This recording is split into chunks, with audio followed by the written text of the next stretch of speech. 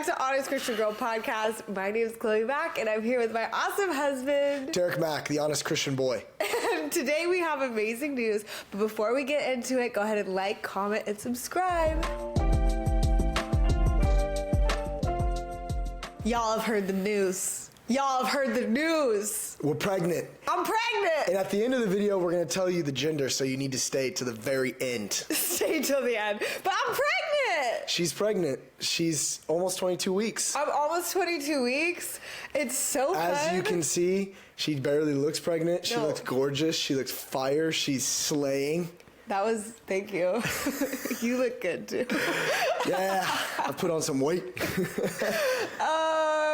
We're so excited. We're pumped. I'm so excited out of my mind. It's been a long journey, 4 years in the making. 4 years in the making. If I could have this baby today, I would if it was healthy. I'm that excited. I just can't wait to be a mom, and I can't wait for you to be a dad. True. Let's answer these questions. Yeah, so in today's episode, some of you know our journey, some of you don't, but like Derek said, we've basically been trying to have a child for about 4 years. We've had 2 miscarriages. It's been a journey, and to be here today feels like a total miracle. Even though the baby's not in my arms, it's a miracle. And so we just want to encourage people and share testimony and answer some questions you guys have. But we'll start with just where I've been. Yes. Because I've been gone. She's been gone. She had morning sickness times 1,000. I didn't know this could happen to people. I threw up for 6 weeks straight, like day and night. I couldn't even get out of bed. I laid in bed for 6 weeks. She was crushing it then too. She was slaying. I was unemployed. And I was her butler, and that was very exciting, and I would do it all over again. Butler. I'm trying to continue to be a good butler as well. You're a great butler at all times. But there wasn't a lot of eating happening. Nope. The first 6 weeks, she crushed it. It was the 7th week, she died, and was checked out. That's why she stopped the podcast. Yeah, I stopped everything in life. Tell the people how you told me you were pregnant. Okay. It's not that exciting, to be honest. Obviously, Derek and I found out we were pregnant twice before this. So we've had the moment, to record it and jump around and get all excited. But once you've had, miscarriages, failure to have the child, it's not the most exciting moment. It's a terrifying moment when you find out you're pregnant again. Terrifying and exciting. Because you don't know what's going to happen. It's the moment where you're like, oh gosh, we're getting on the roller coaster and there's 50 loop-de-loops. Yes. Let's do this. Yes. Anyhow. She got pregnancy brain. Anyhow, it was 4 a.m. start. I was getting my hair done that day, and I thought I don't want to have like a bunch of toxins, like hair dye and stuff, like hurting my child if I was pregnant. So I better find out right now at 4 a.m. This is a perfect moment. And so I went. I'm dead asleep. He's dead asleep. I went and took a test. I didn't think I was pregnant. I had no symptoms of any kind. I took the test and was pregnant at 4 a.m. And she gasped and then woke me up, and I was like astonished, and then we fell back asleep. Well, It wasn't exciting, guys. We were just... It wasn't like we just fell asleep in 1 second. We were shaking like dogs. We were shook up, for sure. We were shaking like dogs. But then your mind goes back to the last 2 times, and you're like, wow, this is about to be wild. And so we fell back asleep. But we were excited. We were super pumped. And terrified. For sure. For sure. But that terror has definitely worn off. Oh, 100%. We're stoked. The first 2 times, though, Chloe was pregnant, we tried to make videos and, make a viral video or something like that, give it our best shot. But this time, we were just like... No, because I literally have videos, like, we're going to our first appointment, and then at the first appointment, there's like, we don't see a baby, and you're like, oh... Okay, let's put the camera down. I've pictured, never mind. You have had 2 miscarriages. Yeah. Little disclaimer, some of you might be watching this and have way more fertility issues than Chloe did. Yeah. Way more intense situation than we have. Yes. All we're sharing is our experience, and hopefully it helps people. So we're not saying our situation is the worst or it's the best. It's just our situation. We're going to talk about it. Yeah. You've had 2 miscarriages. Yes. We've had 2 miscarriages. We've had 2 miscarriages. There's been a lot of things that have happened because of that. Yep. A lot of things we've learned. Yes. Suffering's really interesting because a lot of people ask the question, why do we suffer as believers? Why do people suffer in general? And there's lots that could be said about that. But suffering makes you more like Jesus. No matter the whys of suffering, one of the outcomes of suffering is you turn out to be more like him. Jesus is righteous. Yeah. Jesus is the most perfect man ever. If anyone deserved good things happening to him, it was him. Yet he got a cross. And so I can't explain to you the whys always, but I know the outcomes. Yeah. And one of those outcomes is you learn to be more like Jesus. What have you learned from these miscarriages, specifically about fear?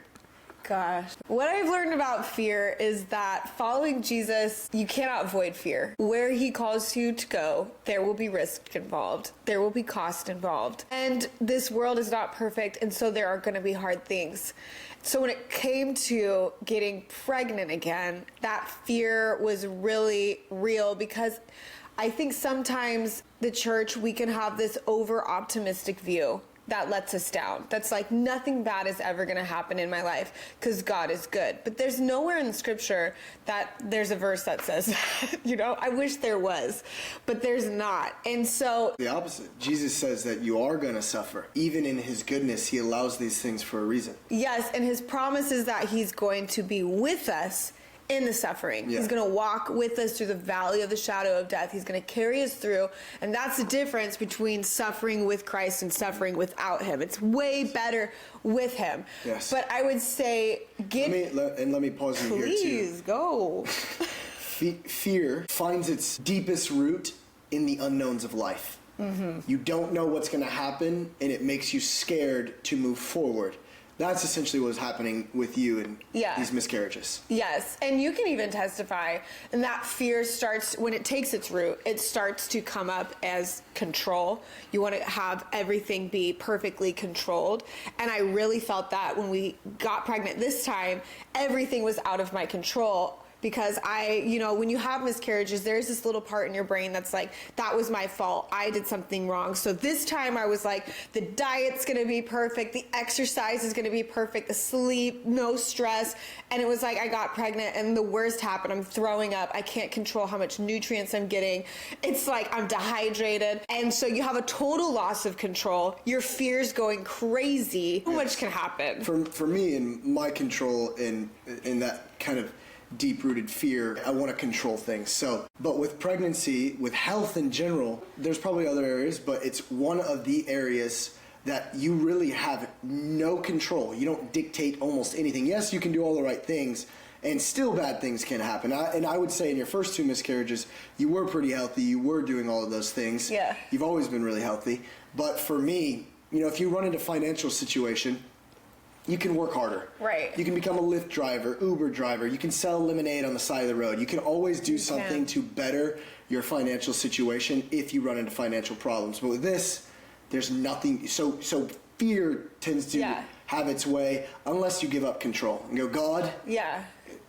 You dictate this situation. Here's what I want. You tell him what you want, you desire, and he ultimately dictates the situation to work things out for your good, whether bad things are happening or good things are happening. Right. The ultimate is for your good. Yeah, so this last September was when I had my second miscarriage. About a year ago almost. And I was at a baby shower, which somebody asked, like, how do you feel celebrating other women's pregnancies when you had miscarriages? Man, I really wanted to pull my bootstraps up and be like the biggest cheerleader ever at every baby shower. But honestly, there is something in you where it's hard to celebrate others' victories when you have not just... pain. Yeah, not just like, oh, it's coming and I don't have it yet, but like, you're a loser in this area. Like, everything's going wrong. Made you feel less feminine. It made me feel so less feminine because I just felt like I couldn't do the basic thing a woman was able to do. I was failing in this area. I'm at this baby shower and I'm putting on, my biggest smile I can. And this older lady came up to me and asked, that's another thing. People ask, why don't you have kids yet all the time? Because I'm 30 and we've been married 8 years. And so somebody had asked at the baby shower and I let them know, I had some miscarriages and she had, she was in her 50s and she had a story of fertility issues and ended up miracles, had 3 kids. And she just looked at me and said, what you should try to do is just surrender your control.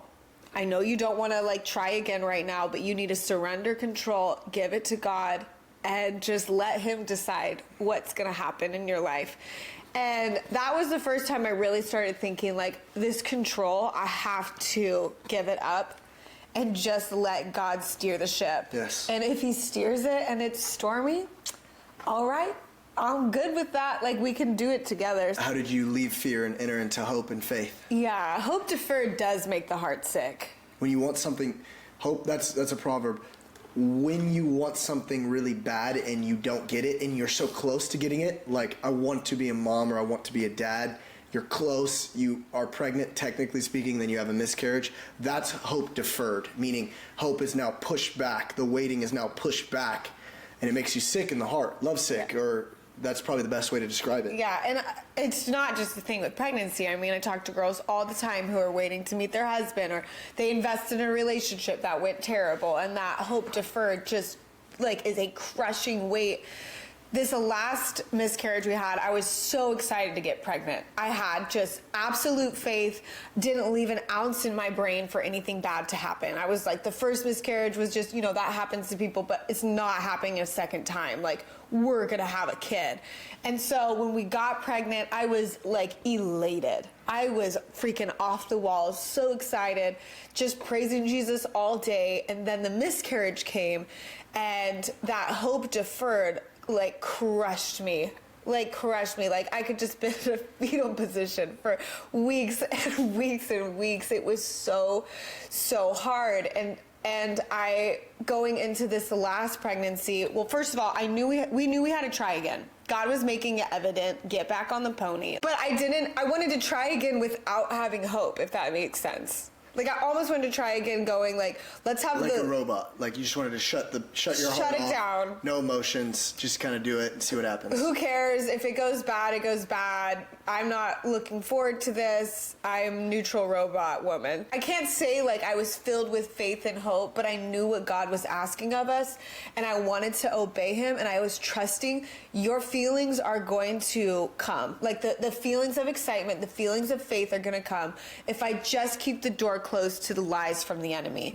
And so it wasn't that I was like elated, like, let's get pregnant, we're gonna have the best life ever, but it was like, let's keep out the negative lies from the enemy. We are going to obey and trust that God's gonna fill this journey with joy. What have you learned about joy in this? Well, what about you? You want to answer? I think that I was a little bit different than you in that. Yeah. Because I don't have the burden of carrying a baby inside of me. Yeah. And so I was just like, okay, we had a miscarriage. Let's try again soon. Yeah. So it's a little bit different for me. I will say that my reaction was very similar to yours. Just that robotic, let's do this again. Whereas you were robotic and wanted to wait and then start over again and see what happens. I also went robot. Because after a while, you have to shut your heart off to the pain, or you can't really bear it. Yeah. And I felt that shut offness like almost the whole first trimester. There were moments of excitement, but I was bracing for the worst to happen. And I remember going into the second trimester, your miscarriage, like, chances go to like 0.5 or something awesome. Very low. Very low. Thinking that the feelings of excitement were going to rush in. But I had to like actually deal with my heart and be like, I shut my heart down to the gift God is giving me. And even if the worst was to come, God is calling me to love this child fully every day right now and celebrate the miracle that's in me right now. And I had to like repent almost for closing myself off from connecting to the gift God has given me. And that happens in my life all the time.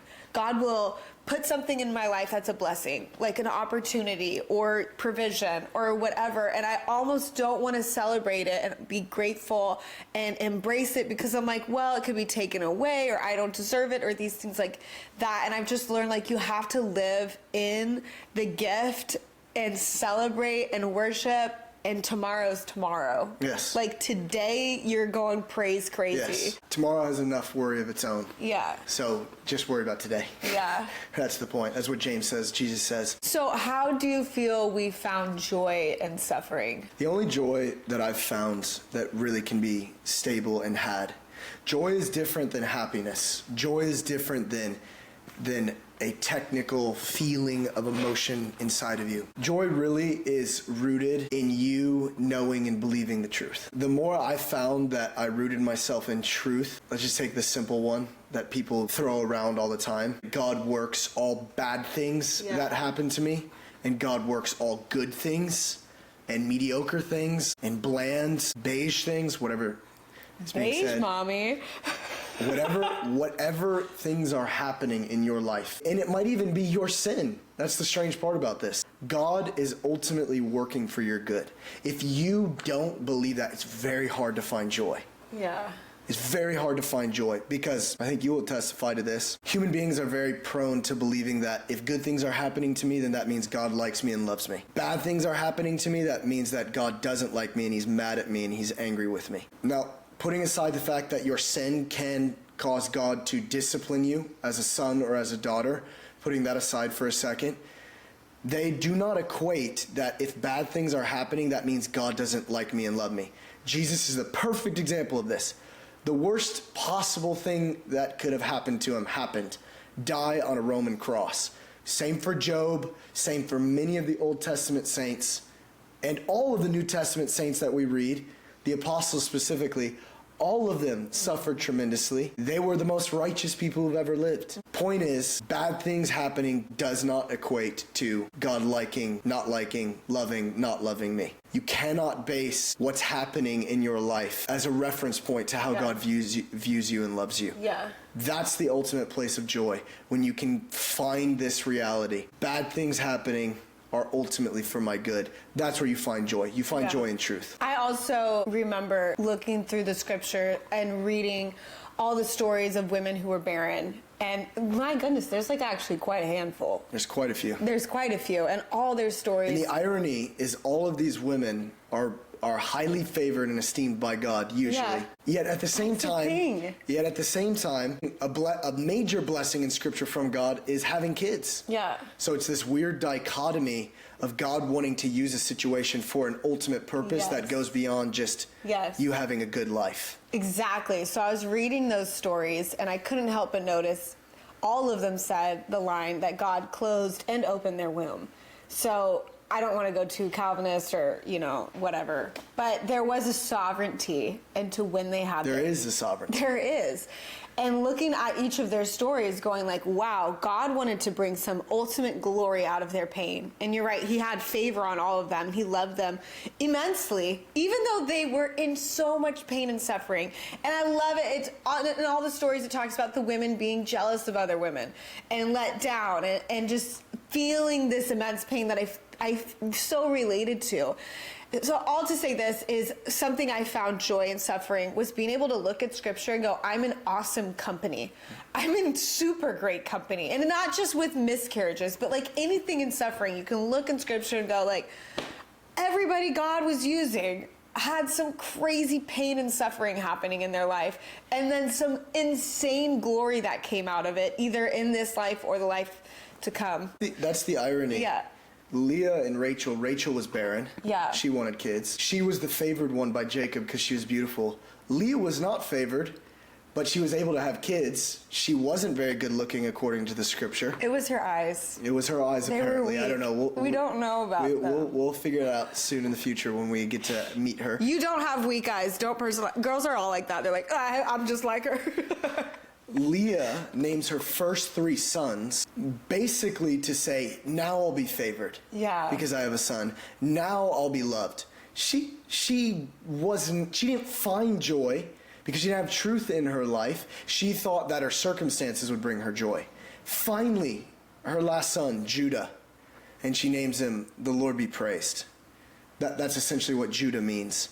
Praise. Finally, it's just like, God, I just want you. Yeah. I want to be seen and treasured by you. My kids, my family, it hasn't brought me satisfaction. I just want to be seen and known by you. So ultimately, whether good things or bad things are happening in your life, if you're not content to know God as your ultimate treasure, then it doesn't matter good things or bad things happening to you. You'll never be satisfied truly. Yeah. And I think this is where the enemy can take such ground is when hard things happen to us. Some of our first instincts are to run from God, run from reading the word, and just be in our feelings. We're missing this super awesome opportunity like she had to go, no, God is my satisfaction. I don't get a baby for 4 years. I get God for 4 years in a really awesome way. I don't get a husband right now, I get God. And even when the promise comes, it still has to be the centerpiece, because I'm not going to be like a flippin' like idolize my little baby. They don't want that either. You know, Jesus has to be our satisfaction. And here's the irony. We don't know what's going to happen the rest of our lives. I'm just going to be dramatic here for a second. We could have this young person. They could have health issues. Something bad could happen to them. Something bad could happen to you. Something bad could happen to me. We don't know what's going to happen in the next 5, 10, 20 years of our lives. If you're always basing your joy off of your circumstances, the next circumstance can either take your joy or bring you more joy. And you don't want to live that way. You want to live in the place of God being your solid rock of joy. Remember this, the joy of the Lord is your strength. What will strengthen you in times of pain is joy in God, not joy in circumstances. Yeah, I would say this. This is where you're not going to find your joy when you go through hard things, is other people. They're not going to solve that ache inside of you. Yes, they can be comforting. Yes, it's like, do not isolate yourself when you're going through something hard. You need community. But people are going to say things that aren't going to strike your heart. People are going to say the wrong things, period. I mean, I remember in both of my miscarriages, having women come over to comfort me. And this happened twice in both of them. They would come over and comfort me, like I'm literally like curled up, you know, hairs like a bird's nest, like crying on my couch. And then they told me that they were pregnant. In that moment. In that moment, bringing me snacks and whatnot. And so, you know, it was comforting to have people come check in on me. But to rely on somebody else to get my pain and to solve it for me isn't going to work. Even Derek, even each other. Because I'm like, within our marriage even, when there's grief and both of us are going through stuff, we're going to miss each other, and we're not going to be able to perfectly comfort each other. So you're not going to get it from other people. You're not going to get it from like pretending nothing is wrong either, and like going over optimistic. I think you look in scriptures and you see like the Psalms and the honesty in it, and there's in the Bible for a reason. Yes. First of all, it was God loved it. God found pleasure. It's his word. David crying out in agony to God and being very honest with God. That's God's word. Yeah. In the Psalms to us, to explain to us how we can pray when you're going through a lot of pain. Yeah. I'll add this. Whether you've gone through intense pain and suffering or not, you will experience and be around people that will, or you yourself will. And Job has friends, and the only thing that they did right was for 7 days they came to him and cried with them. The rest of the book, Job's friends are basically telling him why he's suffering. Most of the time when you're suffering or in pain, what Chloe's getting at here, you don't need someone coming over to you explaining why. They don't know why, first and foremost. But you don't need them coming over to explaining why, or trying to comfort you with words that they think are comforting, but they're not actually. The best thing to do is come over, sit with someone, cry with them, put your arm around them, make them some food, and don't say too much. Watch a show. Put a little bit of a good Disney movie on or something. Is there anything you've learned in pregnancy so far? Yeah. Well, I basically already said it all. I've learned that I love my wife a lot. I've learned I love you a lot. Do y'all want to know the gender? This is our first family portrait. This little buddy is our awesome child. Chloe, on the count of 3, do we reveal? 3, 2, 1. It's a girl! We're having a girl! Girl dad. I will be the final boss of all father-in-laws for any young man that is 1 year old right now or less.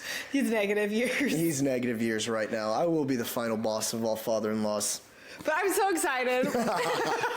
We're having a girl. We were really surprised. We were surprised. We thought we were having a boy. Yeah. But I'm stoked out of my mind to be a girl dad. I'm stoked out of my mind. It's been so fun. Bless all the boy moms, but like girl mom life is like... Chloe's really already like got outfits. Oh, we have outfits. This girl is going to be a princess. Like legit. Like, oh my gosh. She's gonna crush. She's gonna slay. She's gonna slay. She's gonna be confident. She's gonna be gorgeous. She's dancing around, kicking She's Chloe moving constantly. so much, my lord. She loves a good dance. She's Thumbelina. But I love it. Every time you're like, holy buckets. To have a human inside of you is it's not creepy, like scary, like, oh, like alien movie, but it is like. It's wild. And it gets bigger and bigger. I don't know what bigger. that's like, but I did help.